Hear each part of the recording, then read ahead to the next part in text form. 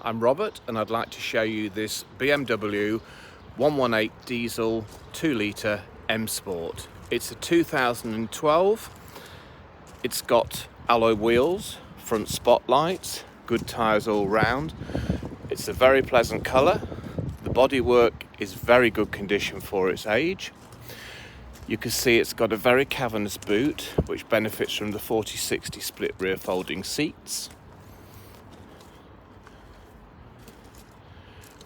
When we get around to the driver's side, you'll see it also has front electric windows. It's got electric mirrors, which are also heated. It benefits from height adjustable seat and steering column for comfort. On the steering controls, you can see all the audio, radio, etc. Nice clear displays on the dash. And of course, in the center console, we benefit from the business upgrade CD audio. We've got air conditioning, climate control. We've got heated seats.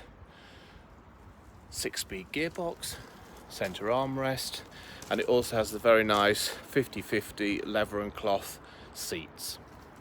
So don't hesitate, give me a call, come and have a test drive, let me value your car, and most importantly, we guarantee we're going to give you the best deal money can buy on this very nice BMW 1 Series coupe with full service history.